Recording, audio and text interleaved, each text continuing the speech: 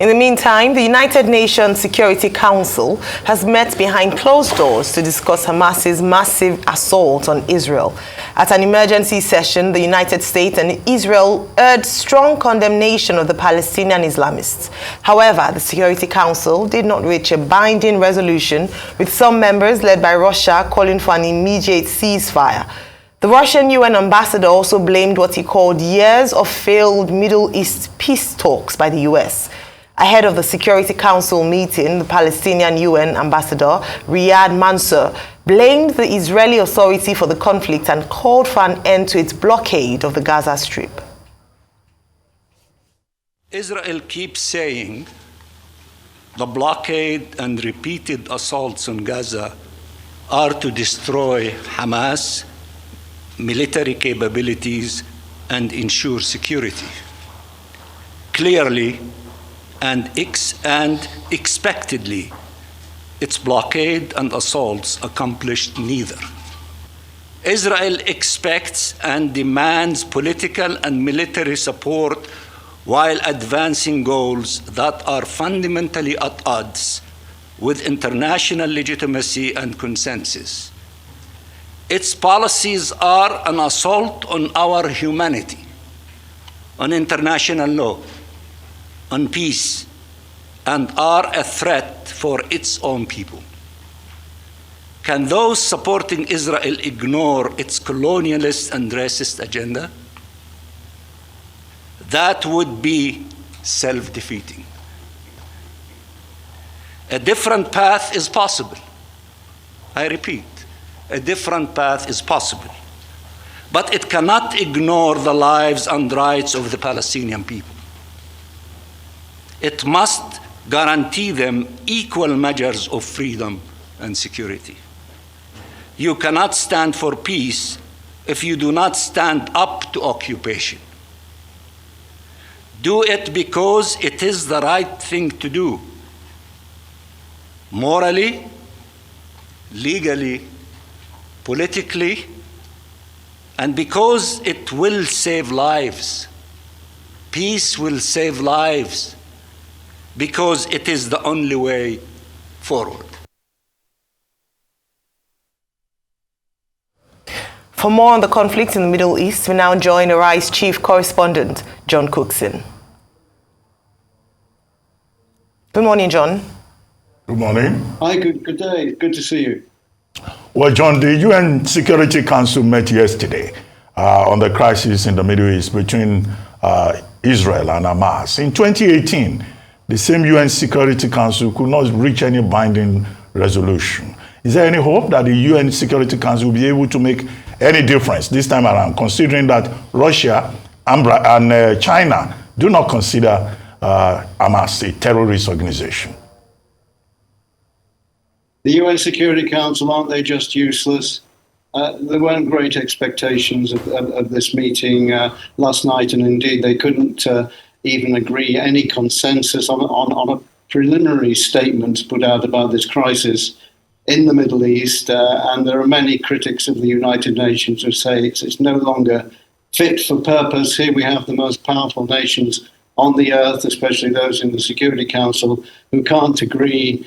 And the waters, of course, have been muddied by the current world political situation, not least China rising in terms of power, and also the war in Ukraine. So there were hopes that at least some kind of statement could come out of the UN last night, and they failed miserably yet again. Well, they will, in due course, agree some kind of statement on the present crisis. They'll condemn Hamas as a terrorist organization and call for restraint by Israel. But frankly, at this stage of the game, the UN, to me at least, is almost irrelevant in the current situation. All right, John. Now, the Palestinian ambassador to the United Nations had said that usually we look at war from the moment Israel is attacked. report trace it back to the occupation of Gaza by Israel, and that the U.S. Is complicit because they haven't quite intervened or held peace talks in the last few years. What's your take on this? Because, I mean, as they've said, what a number of people are talking about is the unprecedented or unprovoked, as it seemed, attack on Saturday. But there's a history. There's a long history between Gaza and Israel, the occupation of Gaza, the blockade there. Can you talk us through that? Because that gives a clearer picture of the issue on ground rather than just an invasion of Israel or an attack of Israel by Hamas as if it was unprovoked. That's a great question. That's a great question. My take on this is that I was fortunate enough in 1993 to fly with the Palestinian delegation led by Yasser Arafat to Washington to sign a peace treaty with Yitzhak Rabin, the leader of Israel at the time, and Bill Clinton was on the White House lawn as well. It was during the Clinton era, and everyone thought that the Oslo Accords, which were signed, would bring an end to conflict in the Middle East. But sadly, here we are, decades later, in the same situation, the same dire situation. And on a personal level, I'm very depressed. I have friends on both sides, Israelis and Palestinians, and there's just an awful inevitability about what's going on, which we can trace back to the creation of Israel in 1948 and then the 1967 Six-Day War, when Israel seized so many Palestinian lands, and the conflict has ebbed and flowed ever since then. And there's great mention in recent days of the Yom Kippur War in the early 1970s and the anniversary of that coinciding with this present upsurge in violence. It really is a desperate situation. And, you know, until Israel pulls back to its pre-1967 borders, we'll never see an end to this conflict. So many people have tried. And in recent years, the Middle East peace process, such as it is, has been moribund.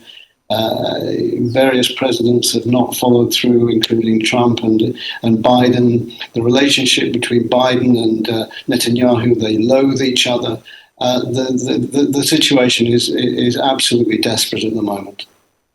Okay, let's talk about the big elephant in the room. Two questions I'll ask you. Number one, the Iranian leader was talking to the head of Hamas yesterday. Also, we are aware that Hezbollah has started fighting with some of the Israeli troops in the northern part of Israel. And the big elephant in the room I want to talk about, but it might be wishful thinking for me, is what the Peel Commission talked about in 1937, the two-state solution.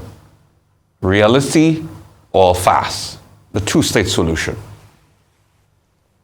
Well, they've been talking about a two-state solution for decades now, but I would repeat what I've said before. Unless Israel is prepared to withdraw to its borders such as they were between 1967, before 1967, you will never have this two-state solution, and especially with a far right-wing government in Jerusalem at the moment, headed by Netanyahu and his acolytes. So the two-state solution is fine in theory, but the reality on the ground always catches up with the Israelis and the Palestinians, and it all comes to nothing in the end. As for Iran's involvement, well, a lot of us who lived and worked in the Middle East for some years have wondered how on earth did the Palestinians manage to burst out of Gaza without the Israelis knowing. We've just been scratching our heads wondering. And it must be because of Iran's assistance, and there must have been secret meetings with Hamas, possibly in Lebanon, with Iranian leaders. But certainly the hands of Iran are all over this. Iran, as we know, bankrolls Hamas and Hezbollah. Now, there was a potentially dangerous flare-up of violence between Hezbollah and Israeli forces yesterday on that northern border with Israel. Interestingly, I find that Hezbollah, there was an exchange of rocket fire at the time, and that region held its breath, fearing that a major conflict might break out again between Hezbollah and Israel. Hezbollah actually has stepped back and is treading very, very carefully at the moment. So maybe they're waiting to see how things develop in Gaza, because in the next 48 hours or so, the Israelis will mount a major ground assault into Gaza to flush out Hamas, and the Israelis have pledged to destroy Hamas. They've pledged to destroy Hamas on a number of occasions before, but still they're there. So the Iranian involvement is clear to see. Whether that would extend to Israel actually starting a hot war with Iran, which would be a nightmare scenario for the Middle East, remains to be seen. Look, we're in uncharted waters at the moment. No one quite knows what's going to happen, except that we do know for sure that Israel is going to mount a ground assault into Gaza very, very soon, certainly before Friday. Well, thank you very much for your time, John. We look forward to speaking to you and giving updates on the situation in Israel and, of course, in Gaza, Hamas, Palestine as it unfolds. Thank you.